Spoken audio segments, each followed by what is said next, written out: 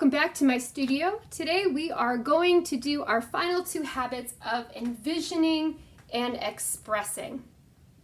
So these are probably the most common habits you think about for an artist who needs to go from a blank piece of paper to artwork of some kind. So how do we get from point A, blank paper, to point B, some kind of picture? And so I'm going to talk about two different ways that I like to do this. Are there more than two ways? Of course there are. The two ways that I'm going to focus on is how to envision when you have a very specific idea, and how to envision when your main goal is maybe to express an emotion or feeling and you don't want to draw a very specific image that has recognizable features like a snake or a person or a piece of fruit. So the first one we're going to look at is how to envision when you're trying to express a very specific idea or story. And I'm going to show you this through some of the books that I've made over the past couple of years.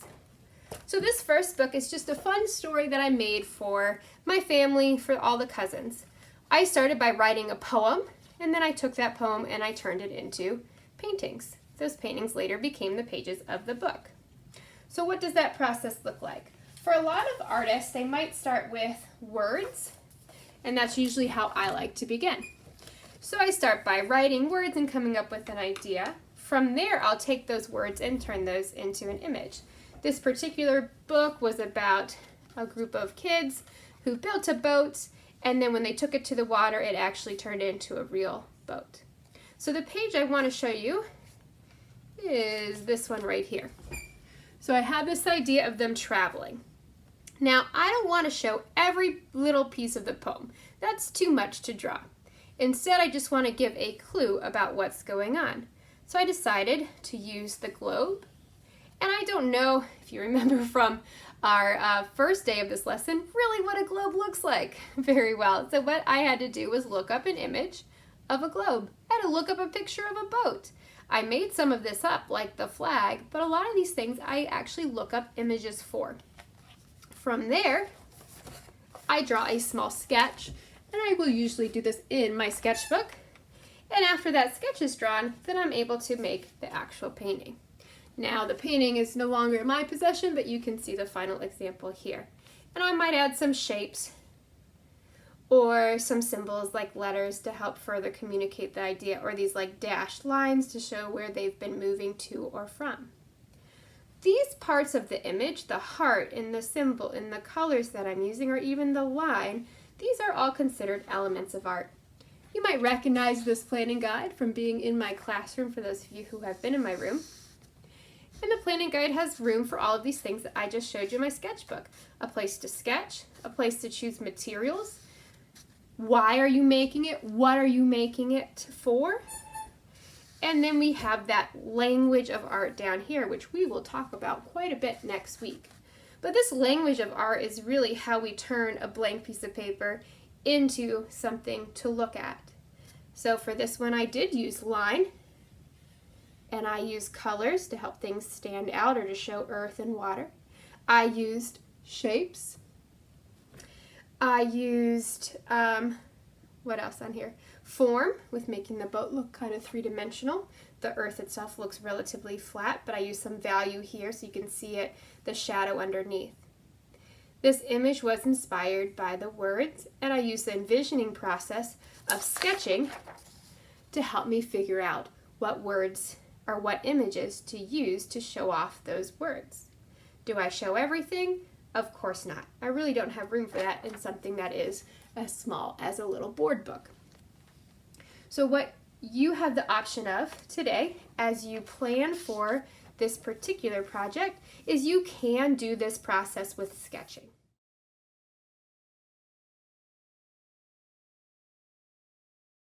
So when it's time to pick a poem, you'll go to my website.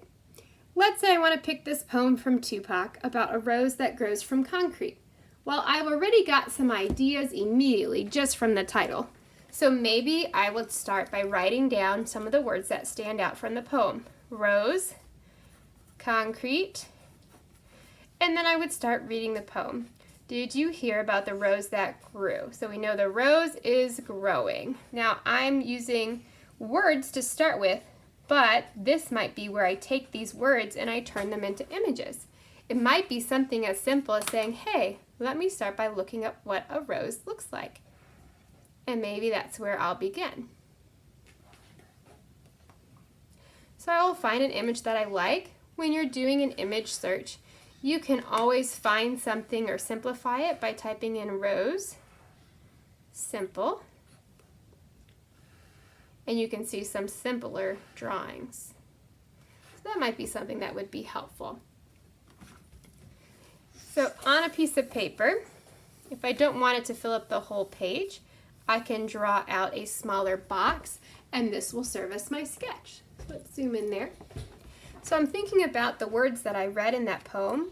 So we have a rose growing from concrete. So maybe I start with the ground. And maybe I end up coloring that in gray. If you have colored pencils, great. If not, a pencil's great, isn't it? So I might start doing some shading here and creating values. So that is one of my elements that I can use. I can use my finger to smudge it in if I want.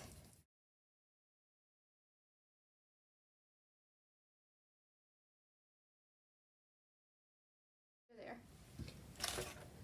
So I know I want to show the air somehow. I'm going to do this through the use of color. So I've got all this gray, and then I think I'm just going to have some color here. And I could fill this in, or I could turn it into lines.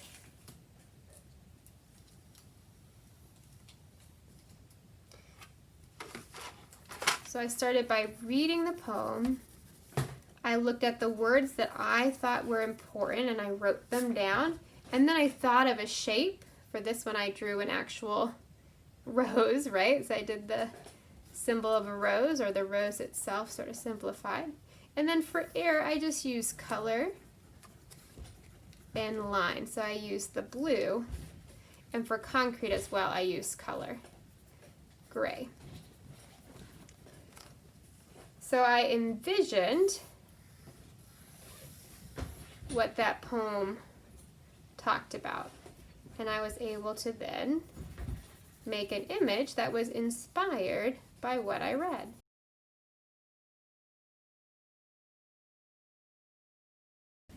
The second way I'm going to show you how to envision is actually a more expressive process.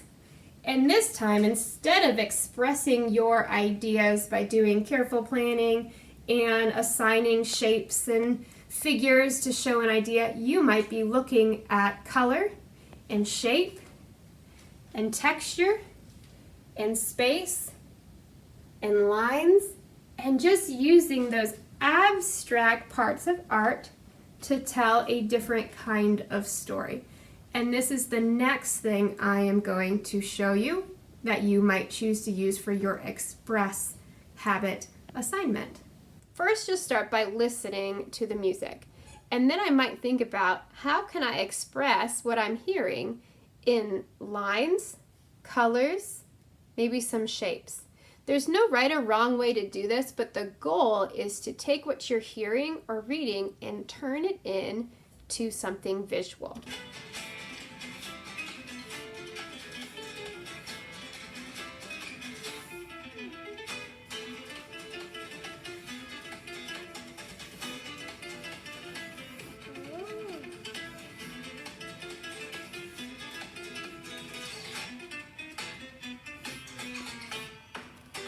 And then maybe when I'm ready, I switch colors. I might think for a moment and reflect on what I'm hearing. Kind of like a smooth, rhythmic beat here.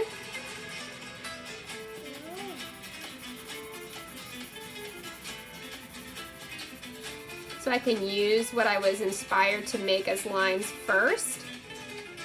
And the music sounds really energetic, so I'm going to think of energetic colors. These are colors that I think express energy, which are bright and maybe yellow. So I'm not really following the beat anymore, but I'm trying to express what I'm hearing in colors. using some crisscrossing and some pressure to brighten my colors. Let's say you just have a pencil. That's okay too. So going back to the beat here.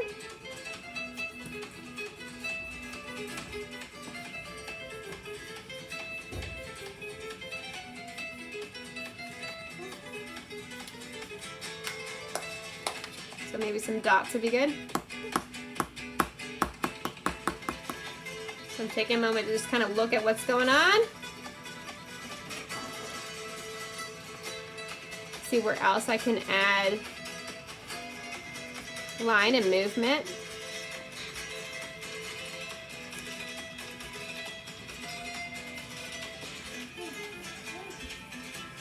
If I'm getting stressed, I can always pause the song for a second, collect myself, maybe sharpen a pencil if I need to. That would be perfectly fine. When you are done with your artwork, you are going to title it using the name of the song that you were listening to. This one was a Spanish guitar piece by Rodrigo y Gabriela called Diablo Rojo, which means Red Devil. And you can see how in my artwork, I have a lot of repetitive lines. You can see there's a lot of energy in the line because I was moving the pencil quickly.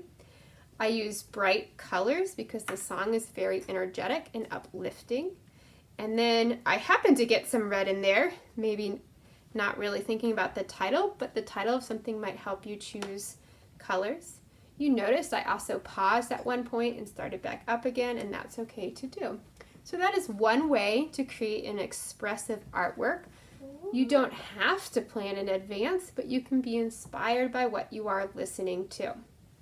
The other way to plan an expressive artwork might work better if you are working with a poem, but you can use pencil to sketch something out, so maybe you would end up with more of just a sketch